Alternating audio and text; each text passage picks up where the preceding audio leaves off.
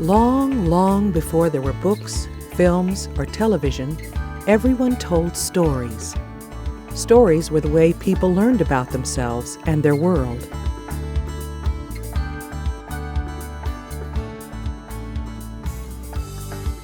We're still storytellers today.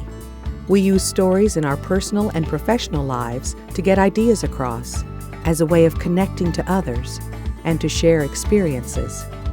Some ancient stories can be experienced on many levels. These teaching stories are very entertaining, but telling them offers much more than entertainment and much more than a simple moral. A child may not only enjoy hearing such a tale, but can use aspects of it to help understand and deal with situations in her life. An adult hearing the same tale may, especially after repeated reading, gain more sophisticated insights in accordance with his or her more sophisticated experience. For centuries, such teaching stories were told again and again, by campfire and candlelight, in cafes, at fireside, and bedside. They contain in the movement and thoughts of characters, in what happens to them, and in the challenges they face, information that can be absorbed by young and old alike, helping us to better understand ourselves and the world around us, and preparing us all for situations we have yet to experience. As we go through life, these teaching stories continue to open up many more ways of understanding ourselves and coping successfully with our modern world.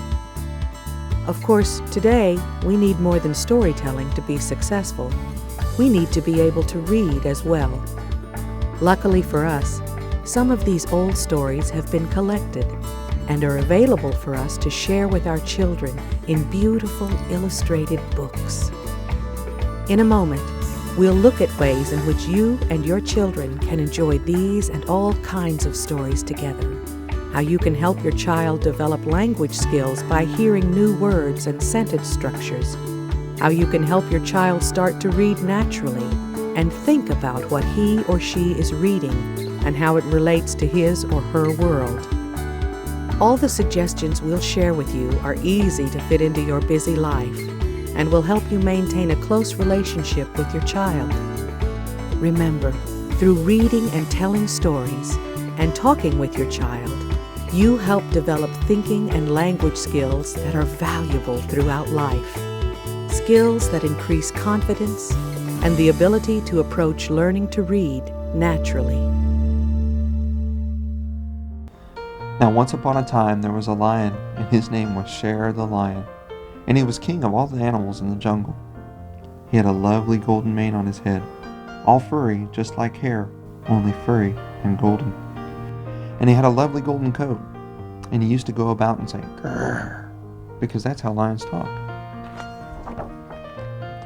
But not all the animals knew that he talked like that, and some of them, when they had heard him say, "Grrr," were a little frightened, and they ran away. Why are they all running away, Dad? There is a magic for both of you in the experience of reading to your child. It not only provides a head start on learning to read, there is a bonding and togetherness that is missing in many other activities. A sense of sharing, exploring, and security. Yes, those animals all ran, just like you did when it started raining and the thunder went boom. And soon, because they saw some of their animal friends running, all the animals got a bit frightened, and they all started to run away. The lion's name is Shere. Yes, it is. And what do you think the lion did when he saw everyone running away from him, and he didn't know why? I think he was sad. The interchange between parent and child during reading stimulates the child's imagination, helps tie things in the story into the child's real world and his or her experiences, and teaches the child that though the words are important, there is much more in a story than just the words. Well, let's see what the book says Shere did do. So he shouted, "Grrr," which in lion talk means, "Why are you running away?" Well, as we know, the other animals didn't understand lion talk, and since he was by this time shouting very loudly, they all said, "Shere the lion, king of the jungle, must be very, very angry with us now. and so they ran even faster. Of course, Cher wasn't angry at all. He just wanted to know why they were all running away. Then he thought, well, they're a silly lot of animals. I won't take any notice of them. I'm thirsty. I think I'll go and have a drink of water from a pool. When children listen to books, they are hearing the language of writing, which is different from the everyday language we use with each other, and they become familiar with this language. And he looked all over the place until he found some water. Deep in the jungle there was a pool of water, and it was smooth and clear and shining just like a mirror. Cher the lion was now quite thirsty, and as he went near to it, he said to himself, "Grrr! I want a drink of water, grrr!" That's how lions talk. Can you talk like that? Grrr! I want a drink of water, grrr! He said that because he was quite thirsty. But as he leaned towards the water, which was shining like a mirror, he looked in and saw his own face reflected on the surface. Well, he had never seen that before, and so he thought there was another lion in the pool of water who was looking back at him. And he was too afraid of this other lion to drink anything at all.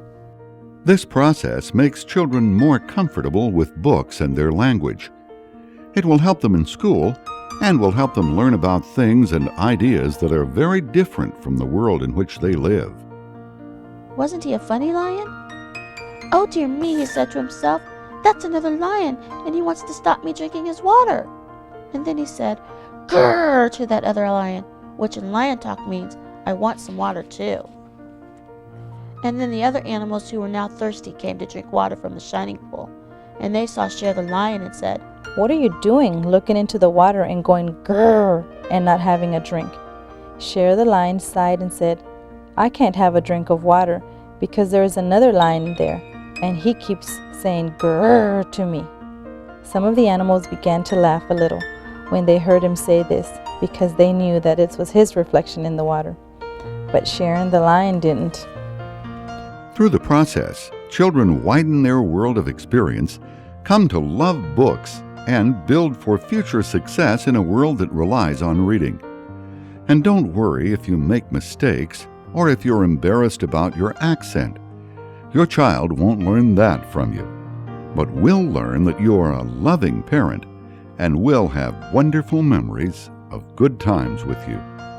As a matter of fact, many parents whose first language isn't English say they and their child both learned the language this way, together. And then a beautiful butterfly flew very close to the lion's ear and said in her tiny little voice, "Don't be silly, Cher the lion. There's nobody in the water." But Cher the lion said, "Of course there's somebody in the water. I can see him." When a child has heard a favorite story many times, it isn't unusual for him or her to chime in and say some of the words as you read them. This is a good time to point out those words and talk about the letters that make them up and the sounds those letters stand for.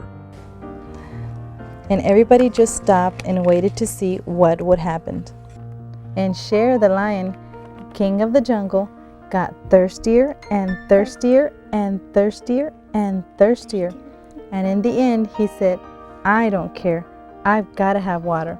I'm terribly thirsty, and I don't care about that lion in there or how fierce he is."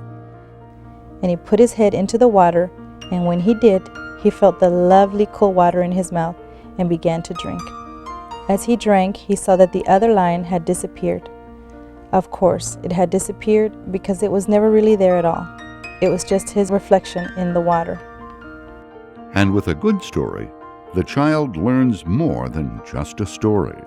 And when he took his head out of the water and saw all the animals standing there, he said, "Well, at last I've learned that a reflection is not the same as the real thing." And so everybody lived happily ever after. So many wonderful children's stories end with the line, "They lived happily ever after." Of course, those words convey a message of hope and security to children. But so does your voice, and just being near them, doing something with them, and caring about them. For many children, just focusing on a story has a calming effect. Stories stimulate a child's imagination, widen interests, and develop curiosity. Classic teaching stories promote emotional development and problem-solving skills. These stories invite reflection, and psychologists have noted that they help build thinking abilities. They were designed to prepare a child for life, and they still do. Reading aloud is the single most important thing parents can do to prepare kids for success in school. Research shows it helps develop their brains, fosters language skills, and sets the stage for positive learning experiences in school. That, in turn, sets the stage for positive experiences in life. Besides that, it's fun and will lead to happy memories of shared experiences. We need to read to our kids every day, and there are lots of reading-related activities that help kids learn and get the most out of the stories. And then she said, "Fire, fire, burn the rope until it ties up the beekeeper, until the beekeeper tells the bee to sting the dog, to chase the cat, to jump at the bird, to fly down the hole and bring back the apple for me." Read daily, as long or as little as time allows, but let your child set the pace. A ram's It's a tree. and there's What's- water. Water. Sometimes point to the words as you read them. A very young child will assume that you are reading the pictures and may even ask about the marks or squiggles on the page. Let's see what else. That What is that? that's a cow. That's a cow? When a story repeats words, it's a good opportunity to point to the word, giving the child the idea that it looks the same each time it appears. Encourage the child to talk about the book, to discuss it with you. One way to start is to get the child to talk about the pictures. Trying to get that cat. Right. Dog's trying to get the cat and the cat's trying to get the bird. Right? And that girl tried. That's a girl. The beekeeper. The beekeeper. And the beekeeper started to tell the bee, and the bee started to sting the dog, and the dog started to chase the cat, and the cat started to jump at that very same bird that had pecked the cow. And then there's some apples. And then the wind flew down the hole and brought back the apple for the farmer's wife. Look at all this. Even before you started to read a new story, you can both look at the cover, read the title, and talk about what the tale might be about. It's fine to ask your child why or how she came up with an idea, but remember, there are no wrong answers. This is a time to encourage your child's imagination, to help and encourage him or her to think independently and express personal opinions, important skills for future success. The safe, secure, and loving relationship that you have provided will help your child learn to think and express ideas and opinions freely. There are lots of things parents can do to enrich the reading process. Even children who can't read yet love to retell stories they've been read several times in their own words. In this way, they become more familiar with the language of books. This will help them with reading and writing. Children also enjoy acting out stories they are familiar with or creating puppet shows with cut-out versions of the characters. And maybe the classic story reinforcement activity is drawing and coloring pictures of the characters in a favorite tale. Keeping a folder or scrapbook of their drawings is fun for kids and will give you and your child remembrances of their book adventures for years to come. And the reading sessions are adventures, not only preparing your child for school and for life, but transporting you both into magical worlds populated by interesting and unusual characters. Children can be encouraged to appreciate reading and writing in many ways. As they become familiar with letters and words, they can help you write a shopping list. Learn to write the names of friends and family members on gift labels and holiday and birthday cards. And find familiar words on product labels and signs. Computers and the Internet offer boundless opportunities for reading and exploration. If you don't have a computer at home yet, they're available at school or the public library. The library is a wonderful resource for books, videos, and computers, and often has delightful events for children. For more ideas about reading and literacy, contact your librarian or your school or a literary organization. You can also visit the Hoopo Books website at www.hoopokids.com for examples of wonderful teaching stories, many of which are available in Spanish-English bilingual editions or in Spanish only. There are downloadable manuals and specially prepared home literacy kits. Each kit contains a paperback edition of a Hoopo book, a read-together newsletter that will give you ideas and tips to help you and your child enjoy reading together. The center pages of each newsletter describe activities that are fun and are easy to do at home and will help improve your child's reading, comprehension, and thinking abilities. An audio version of the story is also included on a CD.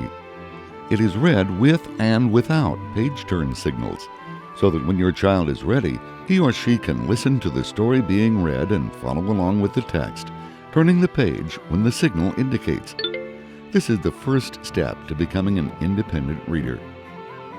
And you can play the audio version without signals while traveling with your child. Children love to listen to stories again and again, and this is a wonderful way for them to do so. All Hoopo home literacy kits are available in bilingual Spanish-English editions or in English only. Right now, we'll invite you to relax and experience the magic of having someone read you a story. Like all the tales you've seen read in this video, it is an ancient teaching story collected by the late Idris Shah in his native land of Afghanistan.